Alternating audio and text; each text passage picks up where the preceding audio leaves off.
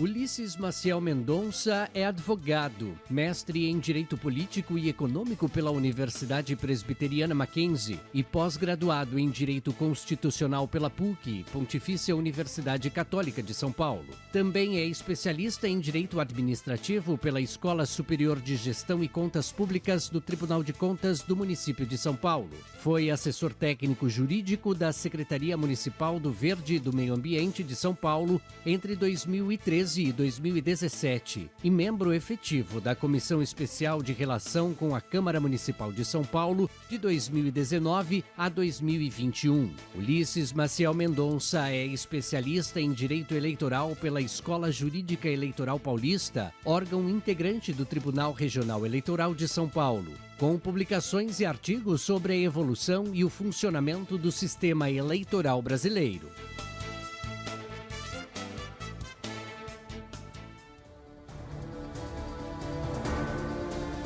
Olá, tudo bem? Seja muito bem-vindo, muito bem-vinda. Começa agora o Conexão Paulista, um programa que aproxima você das decisões políticas do Estado com informação de qualidade e de interesse de toda a população.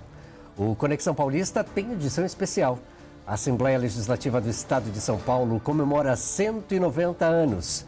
E temos o prazer de receber neste programa o advogado Ulisses Mendonça, especialista em Direito Público e Privado.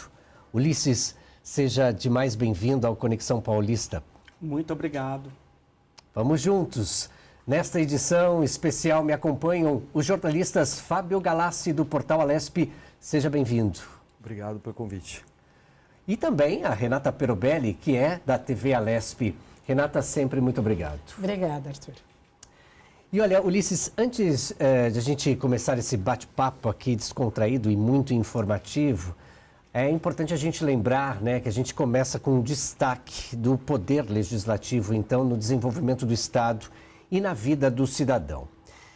Como eu disse agora há pouco, antes de a gente mergulhar, então, aqui de cheio em cheio nesta conversa, eu te convido a acompanhar um trecho de uma entrevista que você mesmo, inclusive, concedeu à TV Alesp. Vamos lá. Uma Assembleia Legislativa, para um fácil entendimento, é a casa do povo. E sendo a casa do povo, é onde o povo é representado através dos deputados estaduais. Muito bem, Ulisses. Então, como você mesmo mencionou, né, a Casa do Povo, o Legislativo, então, tem essa função de aproximar, de fato, as decisões do Parlamento Paulista do povo. E, na verdade, passa também a ser uma decisão do povo concreta aqui neste poder. Eu gostaria que você comentasse sobre isso, por favor. Primeiramente, obrigado. É uma satisfação novamente estar aqui na casa. E falar da Assembleia Legislativa é um grande prazer, uma grande honra, ainda principalmente nesse período de comemoração de 190 anos de uma das casas mais importantes da nossa federação. Falando de povo e de Assembleia Legislativa, é importante a gente entender na história todo o seu papel. Lá atrás, se a gente olhar no retrovisor da história, a gente vai ver que esse povo nem sempre teve essa mesma característica, né? A gente começa lá atrás, ainda na época do Império, né? Um papel ainda de uma, não nos moldes de hoje, de uma assembleia que ela não era representada por uma diversidade de povo, né? Tínhamos ali o voto censitário, né? Que para poder votar, você deveria ter ali questões financeiras, questões de fato ali ser homem. Então, várias questões que durante os anos, durante a evolução da história do Estado de São Paulo e do Brasil, essa casa certamente teve um papel fundamental. E hoje a gente observa uma pluralidade de entendimentos, uma diversidade entre os seus deputados. Hoje temos deputados, deputadas, temos hoje uma diversidade ideológica dentro da casa que no passado, infelizmente, a gente não via, não encontrava. E no momento atual da história, isso é saudável e a gente torce que permaneça nesse sentido, né? Porque a diversidade, a pluralidade de pensamentos é que torna uma nação forte. parte. E acredito que a Assembleia Legislativa, no momento atual da história, tem sim a sua diversidade, a sua pluralidade de pensamentos, de ideologias, deputados homens, deputados mulheres, deputadas no caso, temos brancos, negros, então existe de fato a sociedade sendo representada como de fato a gente acredita que deva seguir, que é essa Casa do Povo. Renata Perobelli. Por favor, Ulisses, muito obrigada pela participação. Em relação a essa questão do legislativo, qual o desígnio, qual que é o objetivo de cada um dos poderes? E dentre eles, o legislativo, que é onde nós estamos. Então, a gente fala legislativo, acho que o nome já nos remete à questão de legislação, né? De criar, de produzir normas para normatizar comportamentos, né? O que é uma lei? Assim, a gente olhar aqui a função típica do legislativo a gente olhar para a sociedade, ver como aquela sociedade está se comportando e o legislador, os deputados, no caso aqui da Assembleia, entender aquele comportamento e propor leis que sejam adequadas naquele momento da história e pensando com o futuro, né? O papel do legislador é dialogar com o futuro, para você entender a sociedade no seu momento atual, prevendo comportamentos futuros, aqueles comportamentos que nós, como sociedades, a gente imaginamos que sejam os comportamentos desejados.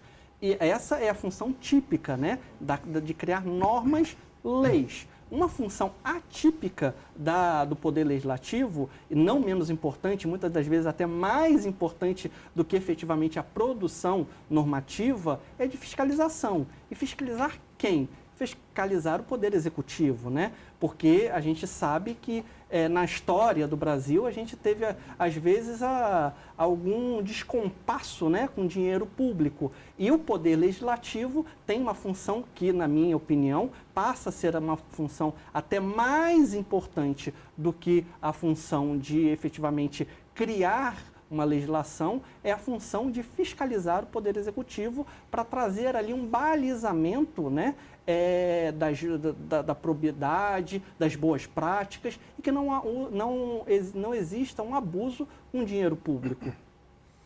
Fábio.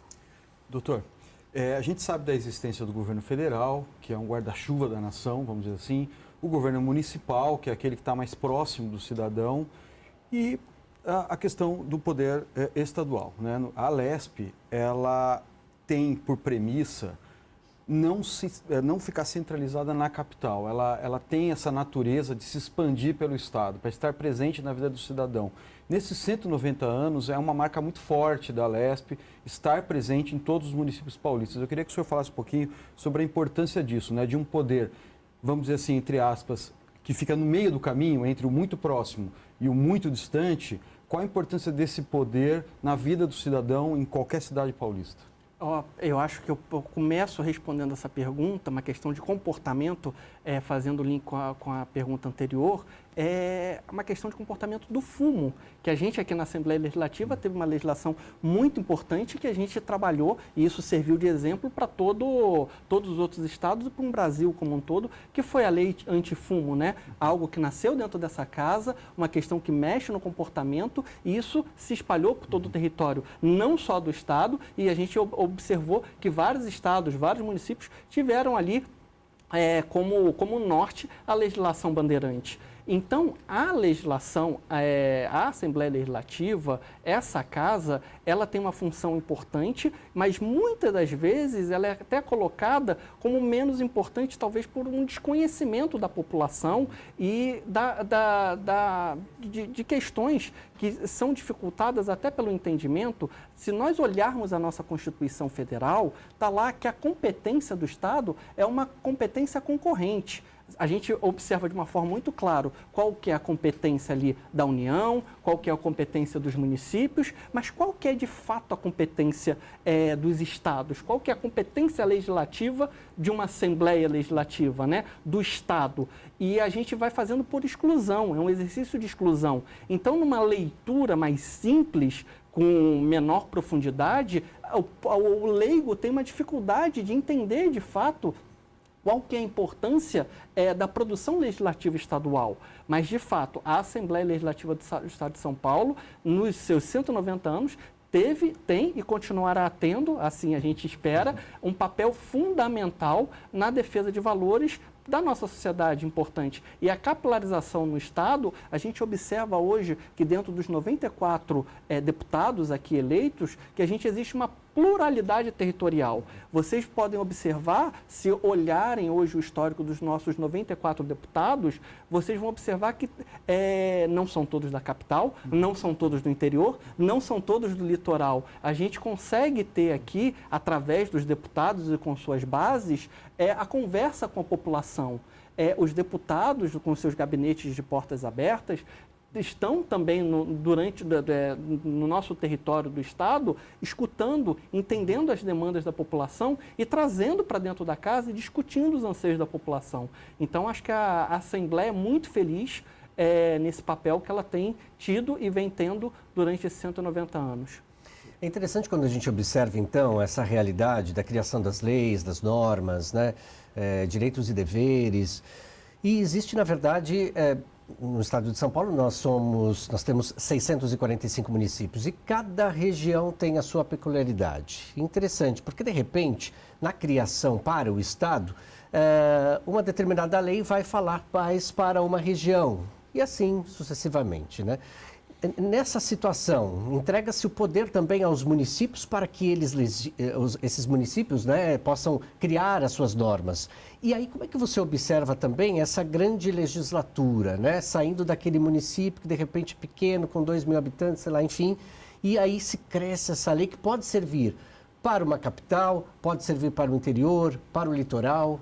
Então, eu agradeço a pergunta. É interessante isso até para trazer para a população entender. Nós temos 3 níveis no Brasil de poder legislativo, né? Temos o poder legislativo da União, que está lá representado no nosso Congresso Nacional, que nós temos o modelo bicameral, né? A Câmara dos Deputados, que é representado pelos deputados federais, que na teoria a gente chama dos representantes do povo, e temos aqui na nossa outra casa, que é o Senado Federal, que são os representantes dos estados. Cada estado tem 3 representantes. Em relação à Câmara Federal, o número de deputados de cada estado vai depender do número da população, né, de determinado estado. O estado de São Paulo é o estado que tem o maior número de deputados.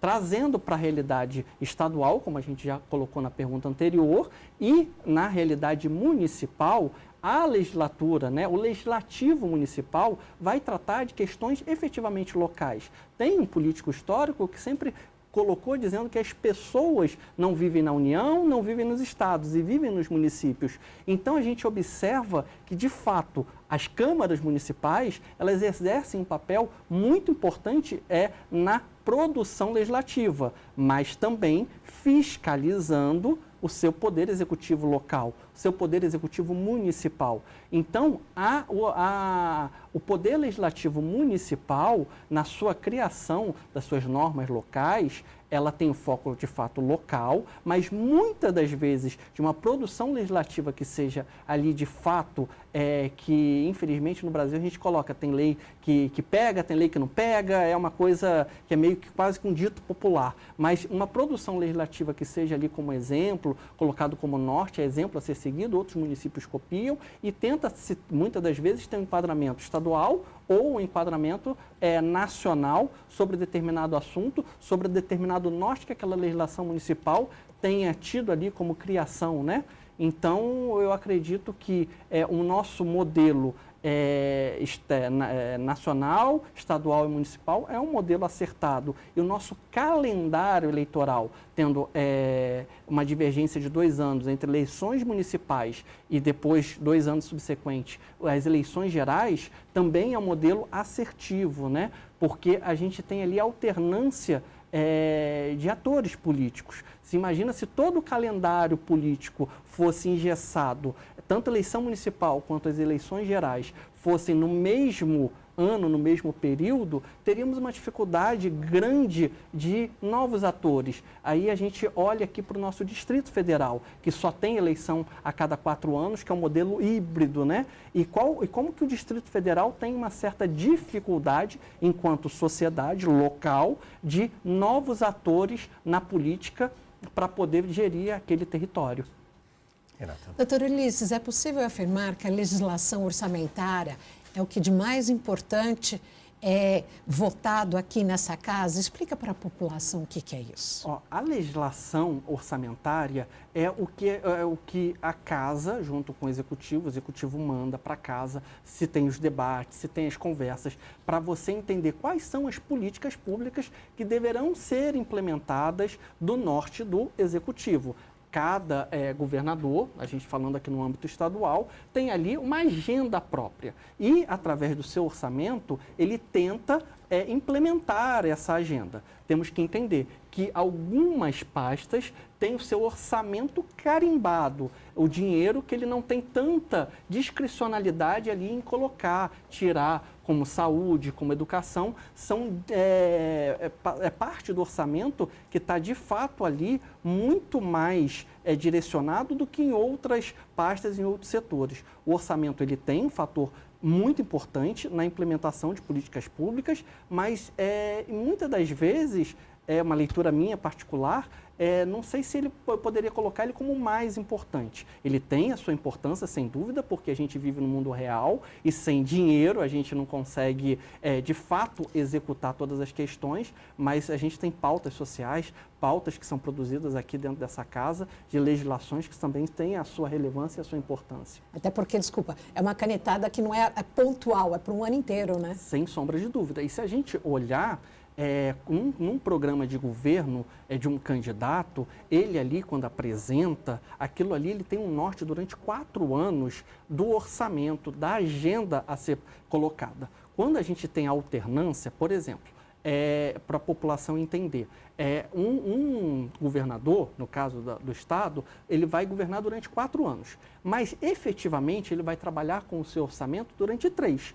Porque o primeiro ano do exercício dele como governador é do orçamento anterior. Então, até isso, olha como é que é importante. Porque o último ano, o primeiro ano de uma nova gestão é com o orçamento da gestão anterior. Então, como é que uma coisa vai sempre sendo elencada a outra e para ter a implementação das políticas. Então, num primeiro ano, o Poder Executivo ele está um pouco engessado na questão do orçamento, porque ele não trabalha com um orçamento próprio. Isso quando a gente tem, de fato, ali uma não reeleição, um novo grupo político chegando através de um novo governador.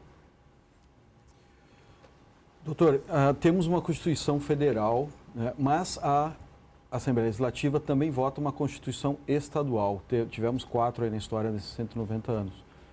Queria que o senhor explicasse um pouquinho a importância de ter uma Constituição Estadual. Tá. A nossa Constituição Federal, ela é do ano de 1988. A nossa Constituição Estadual é do ano de 1989. Agora vocês me perguntam, por que um ano após? Porque a Constituição Federal assim o exigiu. Para se ter uma Constituição, quem está um pouquinho mais de tempo na estrada vai lembrar ali, principalmente pelo meu xará famoso, Ulisses Guimarães, que foi o presidente da Assembleia Nacional Constituinte, professor titular de Direito Constitucional do Mackenzie. Ele foi o presidente, ele tinha ali as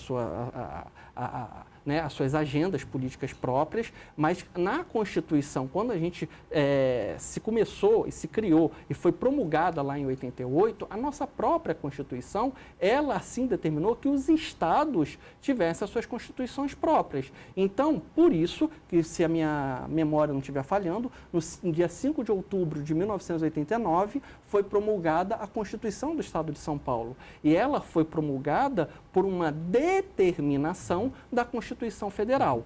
A Constituição Estadual é igual à Constituição Federal? Muitas coisas são parecidas, outras são completamente diferentes. Questões ali, o artigo 5º, se a gente olhar na nossa Constituição Federal, ela algumas questões podem estar esparçadas ali na Constituição Estadual, mas ela remetido pelos direitos fundamentais está mais ali na Constituição de fato federal. A Constituição Estadual ela tem o papel de deliberar do entendimento da estrutura do Tribunal de Justiça do Estado de São Paulo, dessa casa onde a gente está aqui hoje.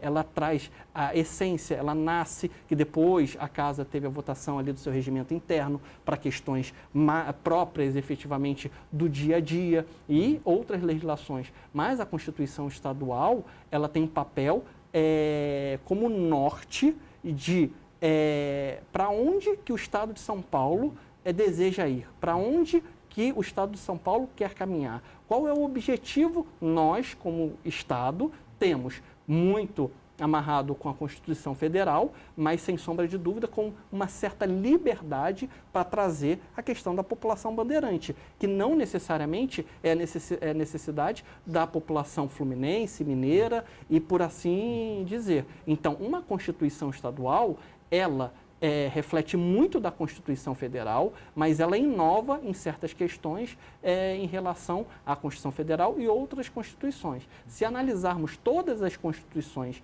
estaduais e a Constituição do Distrito Federal, porque o Distrito Federal é um modelo híbrido, né? Ela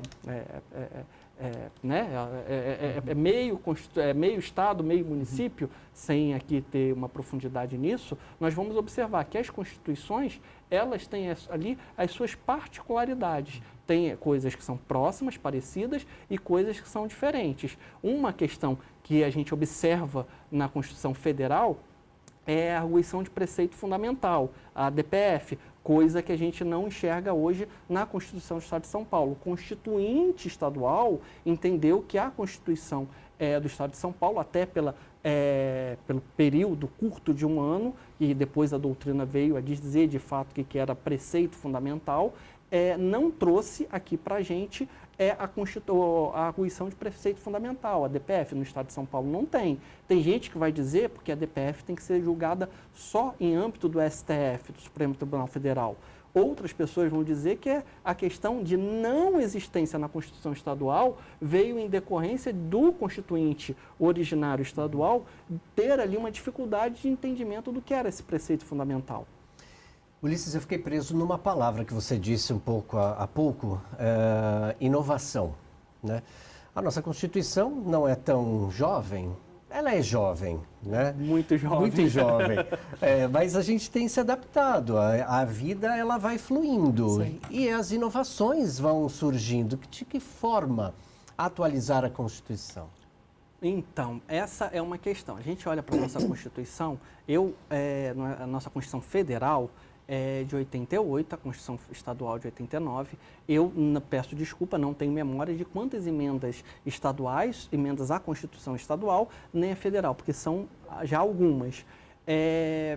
Isso se atém aqui, porque a gente tem muitas matérias que estão na Constituição que não são necessariamente matérias constitucionais. A nossa Constituição Federal, e aí eu falo da Constituição Federal, que eu falo com um pouco mais de liberdade aqui, de propriedade, ela é uma Constituição extremamente prolixa. Tem várias questões que são tratadas na nossa Constituição que, na minha visão particular, entendo que foi um excesso de zelo, talvez pelo modelo anterior, né, de Estado ali onde se vivia, no modelo anterior a 88, né, mas são assuntos que poderiam ter tratados numa legislação infraconstitucional, mas temos aqui na questão constitucional.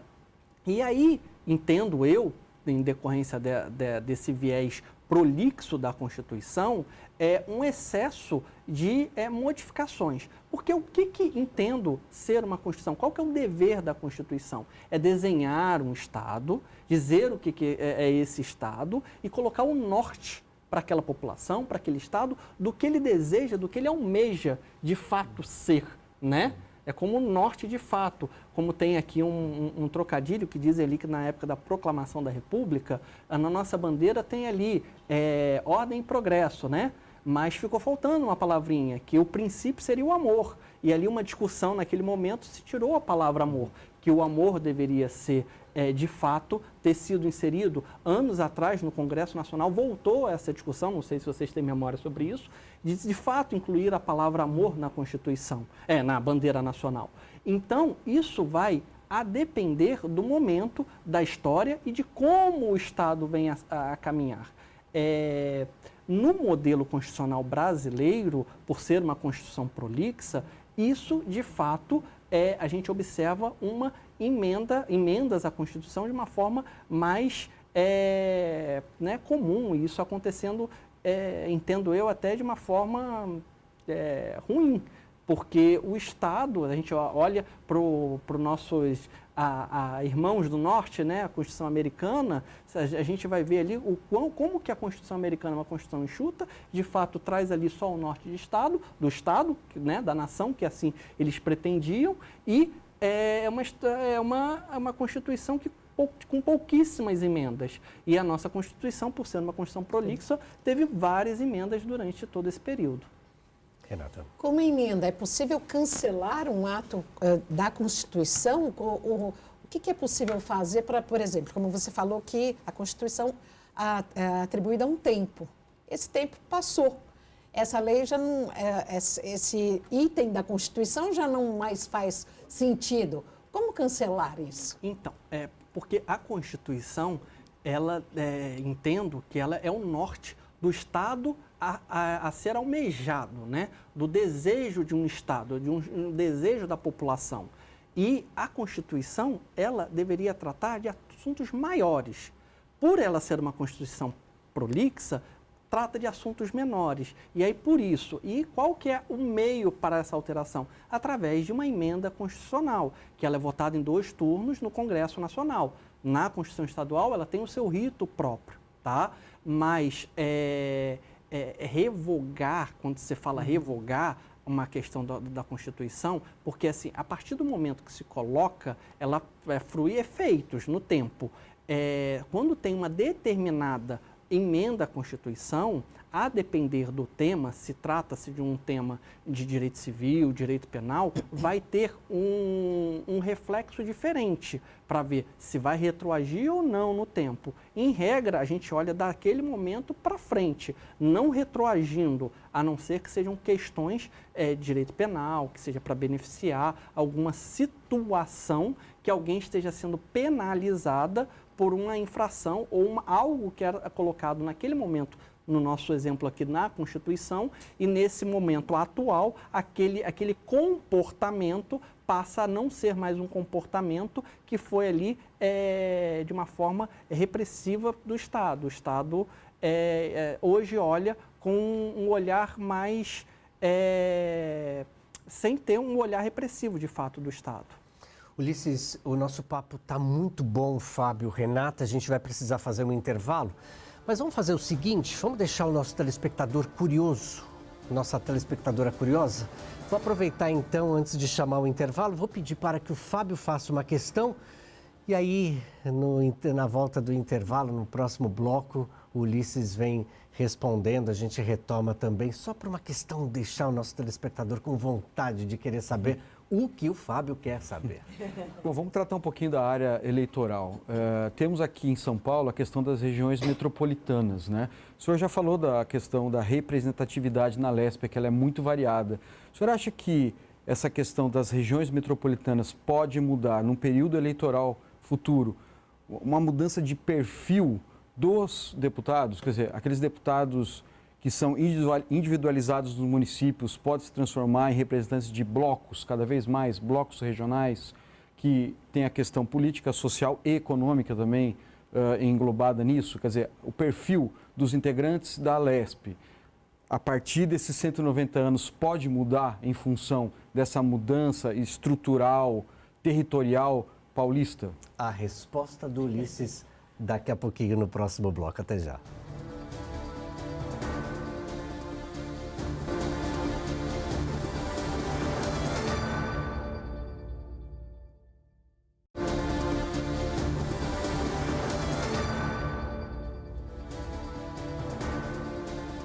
Estamos de volta com a edição especial do Conexão Paulista sobre os 190 anos da Alesp. E nesta edição recebemos com alegria o advogado Ulisses Mendonça, especialista em direito público e privado. Mais uma vez, Ulisses, muito obrigado pela tua presença aqui em nossa programação. Eu que agradeço. Agradecendo ao Ulisses, agradecemos também ao Fábio e à Renata Perobelli, ambos colegas aqui do Departamento de Comunicação da Assembleia Legislativa do Estado de São Paulo. No bloco anterior, o Fábio deixou uma pergunta no ar. Vou pedir, por favor, Fábio, para que você refaça a sua questão e, na sequência, o Ulisses vai responder. Bom, a questão tratava sobre a representatividade do eleitorado paulista, né? São Paulo hoje tem muitas regiões metropolitanas, Campinas, por exemplo. Eu queria saber se isso pode mudar o perfil do legislador estadual a partir de agora. Quer dizer, os interesses não só únicos de um município, mas de uma região como um todo, pode mudar o perfil do eleitor, da percepção dele, do representante que ele quer e, consequentemente, do cenário que a gente vê ou verá futuramente na Alesp? Então, ótima a sua pergunta, mas para respondê-la a gente tem que dar alguns passos para trás, para a gente poder entender como funciona a estrutura do sistema eleitoral brasileiro. Nós trabalhamos no sistema eleitoral brasileiro na questão dos deputados estaduais, na eleição proporcional. O que isso significa? Significa que partidos, e hoje uma inovação, as federações, temos algumas, poucas, mas temos federações que são a união de alguns partidos, e aí nasce a federação, né? Eles criam as suas chapas, tá? E chapas abertas. Então, nós temos um modelo no Brasil de eleição proporcional por chapa e chapa aberta. O que isso significa? Significa que para aquela chapa ter ali o seu representante eleito, ela tem que minimamente, para ter um representante eleito, ela tem que fazer a quantidade de votos necessários, pegando o coeficiente eleitoral dos eleitores. Aí tem toda uma conta a ser feita, que acho que não vem ao caso aqui, para se saber se o número de votos que aquela chapa de fato fez atingiu o número mínimo para eleger uma pessoa. E quem assume essa cadeira? Na chapa aberta, aquele candidato com maior número de votos na sua pessoa. Tem o voto na legenda e tem o voto no candidato. O candidato eleito é aquele que teve o maior número de votos numa chapa aberta. Esse é o sistema proporcional. Na eleição estadual, para deputado estadual, é esse o sistema hoje em vigor. Então, ele pode ter esse candidato a deputado estadual, ele pode ter um voto na região de Campinas, ter um voto em Santos, ter um voto em Presidente Prudente, ter um voto em Ubatuba. Todos esses votos no território são colocados para saber se ele vai ou não ser eleito. Esse é o sistema nosso proporcional. Existem discussões, há uns anos atrás tinha tomado aí uma outra envergadura, mas houve um recuo da discussão da eleição do distrital, do distritão, do distrital misto. E o que é isso? Se a gente teria no distrital misto, por exemplo, a gente teria ali o voto continuando na pessoa, chapa aberta, e uma outra eleição da chapa fechada. O que é isso? Os partidos ou federações iriam listar quem é o primeiro da chapa, o partido escolhe. Então, quando você vota numa legenda, você não teria o direito de escolher aquele pessoa, aquele indivíduo que estaria ali representando, que teria sido eleito. Seria uma questão colocada pelo partido. Aí a gente tem que voltar também um pouquinho na história, até no nosso modelo constitucional. O Ulisses Guimarães, o meu xará famoso, ele tinha um entendimento, e quem for estudar um pouquinho vai perceber que ele tinha um viés parlamentarista. O que isso significa? Significa que o modelo que o Ulisses entendia ser o modelo mais adequado era o modelo parlamentar que prevalecia as ideologias aos indivíduos, tá? Nós estamos no modelo presidencialista.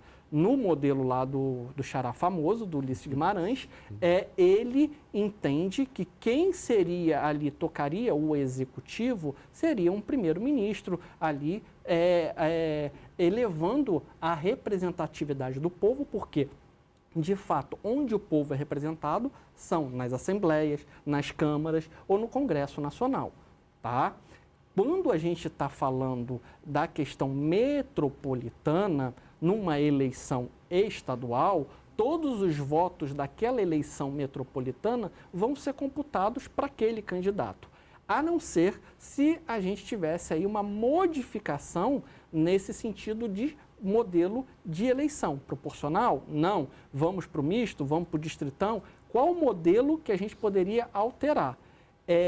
No modelo parlamentarista, lá que Ulisses defendia, ele coloca que a ideologia dos partidos deva prevalecer a opinião individual de cada pessoa. Os partidos estariam, de fato, com as suas ideologias mais representadas do que numa questão de uma eleição hoje focada nos indivíduos. Existem pontos positivos, existem pontos negativos nos dois modelos. No nosso modelo atual, é essa a nossa realidade e é assim que a gente coloca.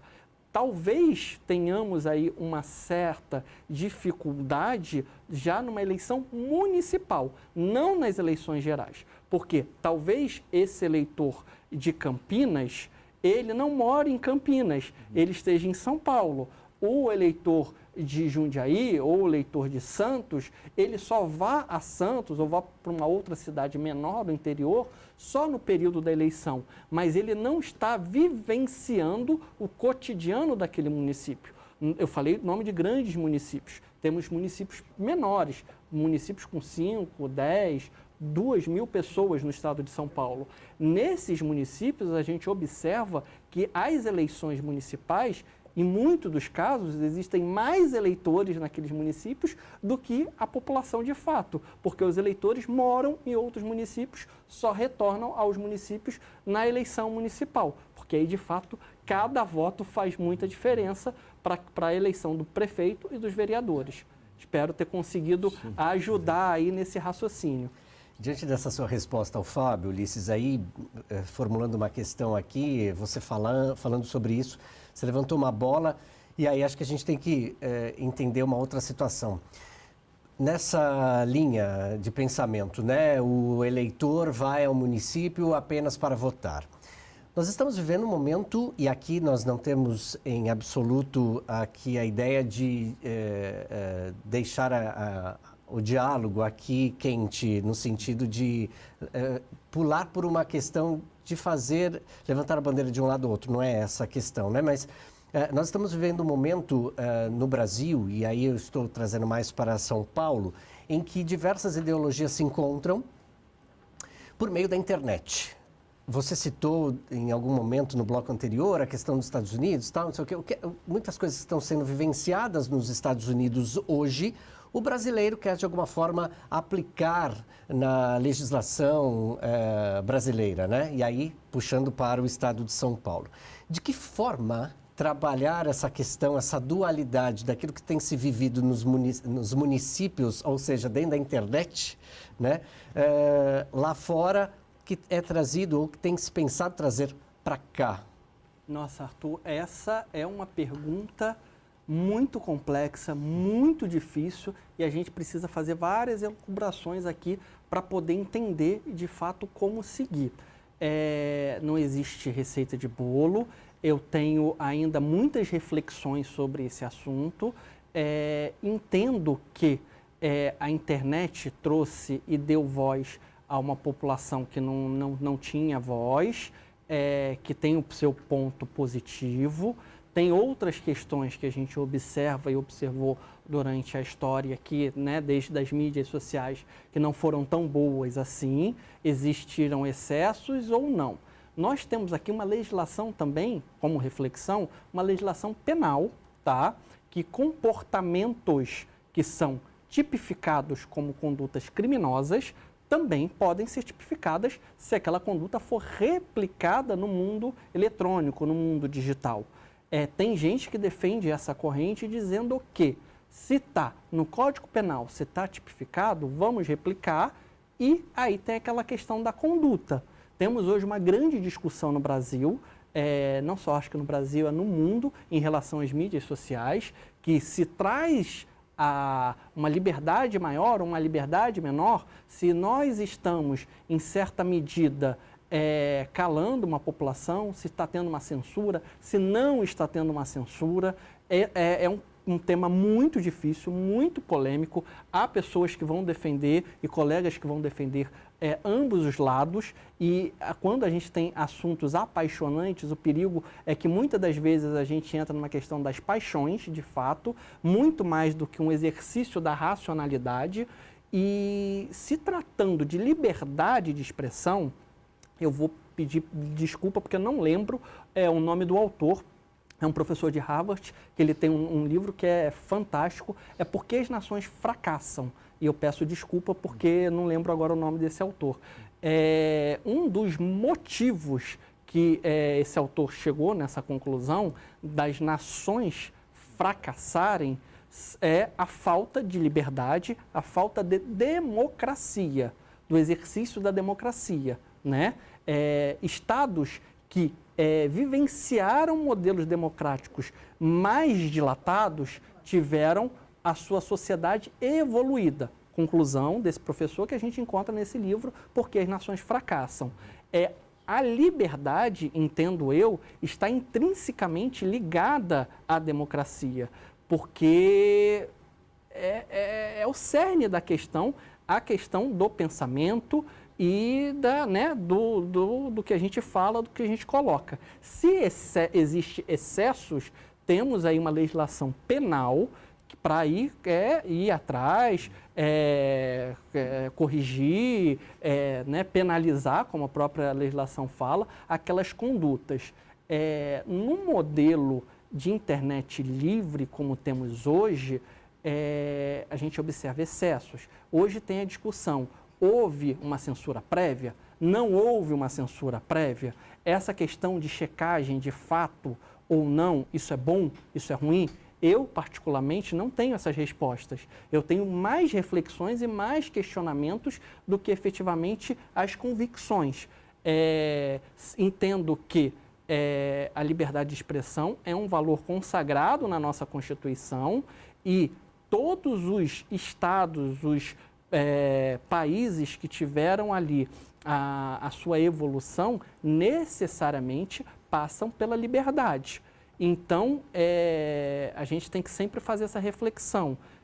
Ter uma censura, porque não deixa de ser uma censura de pensamento ou não, o ponto quem é o detentor daquele poder que vai dizer que é verdade ou mentira um determinado fato. Isso não do direito, se a gente vai olhar aí, peço licença para os amigos da sociologia, da antropologia, da ciência política, a verdade, dizem eles, que existem três, né? A minha verdade, a sua verdade e o que é verdade de fato.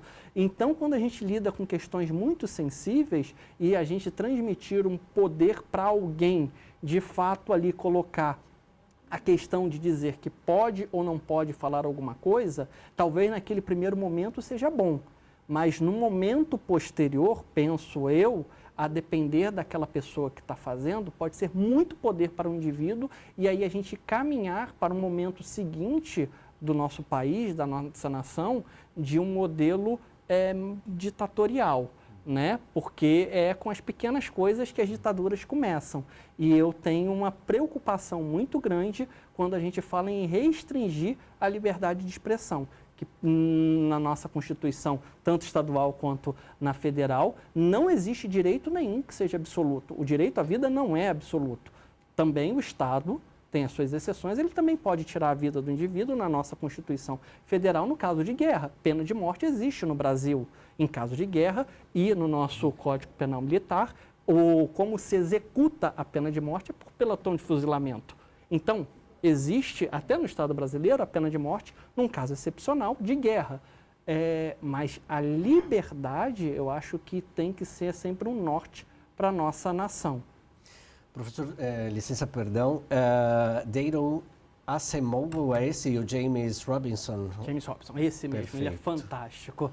Dado aí, repita o nome do livro, por favor. Porque as Nações Fracassam. É um livro que acho que todo mundo deveria ver, porque é uma defesa da democracia e ele faz ali uma análise, um estudo de várias nações que tiveram um período maior ou um período menor da democracia. E aí, na conclusão que ele chega, dos grandes países evoluídos no mundo, foram países que exercitaram por um período maior de tempo a democracia. E nós estamos, a nossa é muito, se a gente olhar 88, é muito recente, tá? Foi outro dia.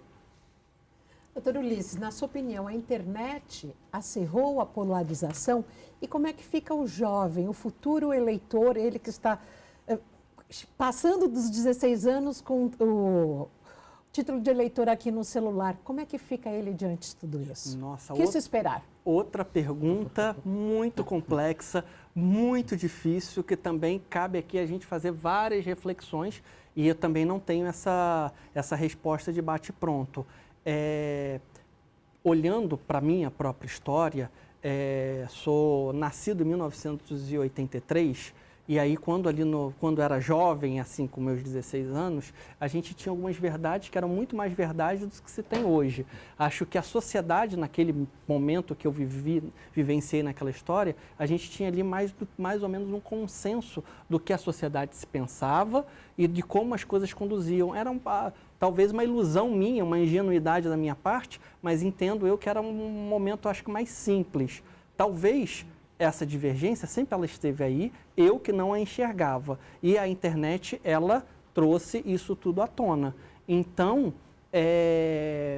para o jovem nesse momento atual, se para a gente que está há mais tempo na estrada, já estudou um pouquinho mais, já vivenciou um pouquinho mais, entendo ser extremamente difícil algumas decisões, como por exemplo a do voto, né, num contexto nosso, e eu particularmente sempre coloquei e coloco principalmente na roda de amigos que sou uma pessoa apaixonada por política, gosto, falo, exercito, quem me conhece sabe disso. E falar de política no momento atual da nossa história é um momento muito complicado, é muito difícil você falar ou tomar alguma postura, algum posicionamento, porque você já é taxado de um lado, já é taxado... no Brasil? Acho que é no mundo, né? Como um todo, né? E aí eu trago para a realidade nacional, se você, por exemplo, tem uma agenda que você se coloca mais favorável, você vai ser taxado de um jeito ou vai ser taxado de outro. Momento muito chato, por colocar as pessoas em rótulo, em caixinhas, porque entendo eu que a política é muito mais complexa do que tudo isso. Tem pontos positivos em todos os lados, em todos os cenários. E para o jovem, num contexto eletrônico, digital, ter acesso à informação é importante, sem sombra de dúvida que é. Porque tem uma professora que eu gosto muito, que eu acompanho, infelizmente não presencialmente, hoje também pelas mídias, que também me traz a oportunidade de ter contato com ela, que é a professora de filosofia, a Lúcia Helena Galvão, que é uma pessoa iluminada, professora de filosofia, que nos traz aí várias reflexões. E uma das questões que foi colocado a ela em período eleitoral é, professora, por que a sua dificuldade em se posicionar para um lado e para o outro? E ela coloca, eu como meu papel de professora ajudar as pessoas a fazerem os seus próprios questionamentos e trabalhar nos seus próprios convencimentos. Não tem uma receita de bolo. E acho que cada indivíduo na sua história, na sua trajetória, vai tendo seus acertos e seus erros. Por isso que vivenciar uma nação, e aí fazendo paralelo com um livro lá do professor de Harvard, ter uma nação, um período maior de democracia, essa nação, olhando para a sua própria história, ela vai poder observar, nesse momento nós acertamos, nesse momento nós erramos, vamos corrigir, vamos melhorar, evoluir. E com educação, com formação, é só aí que a gente começa a caminhar. Entendo ser extremamente positivo as mídias sociais hoje trazerem assunto política para o cotidiano da população. Eu, quando tinha lá os meus 16 anos, eu era o esquisito da turma, porque era um dos poucos que falavam sobre o assunto, ninguém queria saber de política, nada nesse sentido. E a gente observar hoje, esse assunto está em tudo quanto é tipo de roda, entre amigos, independente da faixa etária. Esse é o lado positivo da história. O lado ruim é que, de fato, a gente observa dessa polarização, tem muita coisa boa, tem muita coisa ruim. E aí cabe aos indivíduos, através das suas próprias convicções e da formação de cada um, e aí entendo que o papel do Estado é trazer ali uma oportunidade de escolarização, né, para os indivíduos, para que eles consigam fazer as suas próprias reflexões e tomarem as suas próprias decisões. Bom, a gente está falando da questão de temáticas, né? Aqui na LESP, o tema educação, saúde, segurança pública, eles são temas muito importantes, alvo de projetos de lei, de conversas na tribuna, de debates. Eu sei que o senhor, na sua trajetória, tem uma ligação com a questão do meio ambiente também. Eu queria saber se, para o senhor, essa temática do meio ambiente vem ganhando força e precisa ser uma pauta tão importante quanto, por exemplo, educação no futuro próximo, num lugar como a Assembleia Legislativa do Estado de São Paulo. A questão, e até fazendo gancho com as perguntas anteriores da questão das mídias sociais, até questões que pelo menos eram colocadas na ciência, e aí a gente tem que sempre se reportar. Quando se fala de meio ambiente, a gente tem que olhar ali para quem de fato é pesquisador da ciência. Eu não sou. Como eu não sou, eu sempre vou ali beber da fonte de quem é, para tomar algum posicionamento e algum entendimento de pesquisas que, né, sérias, de pesquisadores sérios, em universidades sérias, que tratam do assunto. E a questão da internet, que a gente observa em muitos momentos questões complexas, técnicas, científicas, sendo discutidas e colocados num pano de fundo menor, né, diminuindo a importância do tema, num senso comum, sem uma base científica, né, de fato de quem estudou, de quem estuda, e aí está entendendo ali. Na ciência, o mais importante não são as respostas, e sim as perguntas. Então, estamos fazendo as perguntas certas, estamos fazendo as análises corretas. Como ciência, a ciência nos ensina isso, que é acerto e erro, tentativa e erro, para a gente observar. O meio ambiente, nós, seres humanos, precisamos muito mais dele do que ele precisa da gente. O planeta vai continuar com a gente, ou com o ser humano ou sem o ser humano. Então, a reflexão nós como seres humanos, vamos tratar um pouquinho melhor dele, porque nós precisamos mais dele do que ele precisa da gente. Bom, já que o senhor pegou a questão da ciência, né? A ciência, ela é evolução, né? Então, vamos tomar aqui como base a Assembleia Legislativa do Estado de São Paulo, que está completando 190 anos. Há 200 anos, a ideia era uma outra do que a gente vive hoje, né? Então, as pessoas vão evoluindo, né? E com a evolução, várias pessoas vão saindo em busca daquilo que elas querem, daquilo que elas desejam ser e o que, de fato, não apenas desejam, mas são o que são. E já, como o senhor trouxe a filosofia, né, o filósofo é aquele que questiona e se deixa questionar. Como, de fato, após 190 anos vivenciando essa régua, então, e quais seriam os próximos 190 anos de luta da Assembleia Legislativa do Estado de São Paulo, seus parlamentares, cidadãos e cidadãs, num momento tão delicado? Lá no início do nosso bate-papo, o senhor falou os negros. E aí eu trago aqui para essa nossa roda as pessoas LGBTs também, a sociedade. Hoje nós temos uma deputada, Ediane Maria, do PSOL, aqui representando as empregadas domésticas, nunca neste Parlamento Paulista representadas, então. E aí eu trago essa questão dessas pessoas que estavam ali quietinhas e que hoje estão dando as caras, né? Então, assim, e me perdoe pela expressão, mas estão aparecendo de fato. Neste momento, quais seriam os desafios da legislação, de regras, deveres, direitos, né, para os próximos 190 anos?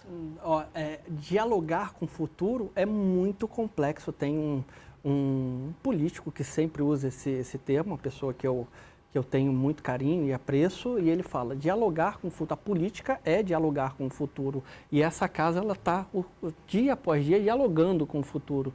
E não é mais uma pergunta extremamente difícil e complexa, mas como o caso que você coloca, tendo representatividade às empregadas domésticas, olha como é que isso é saudável, olha como é que isso é importante.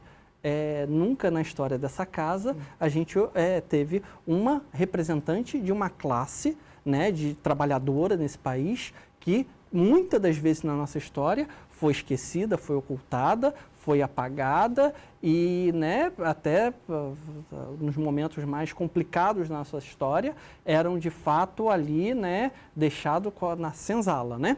Então esse momento da história é saudável, tudo em política, entendo eu, que é um pêndulo. Existem momentos de maior abertura, de menor abertura, mas no caminhar do tempo, e o tempo vai dizendo isso, que a gente tem uma evolução positiva.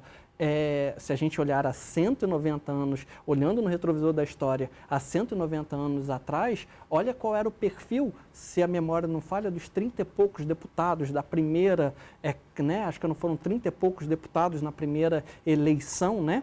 E que o governador provinciano à época não gostou, mandou fechar e convocou novas eleições porque ele não gostou do perfil daqueles deputados que ali foram eleitos. E a gente olha nesse momento agora, olha o quanto já evoluímos, olha o quanto já caminhamos. Temos coisas a melhorar? Sem sombra de dúvida que temos.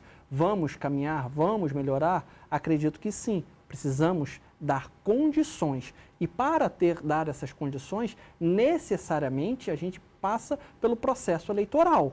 E passando pelo processo eleitoral, hoje nós temos aqui cotas de gênero, né, que no passado a gente não tinha.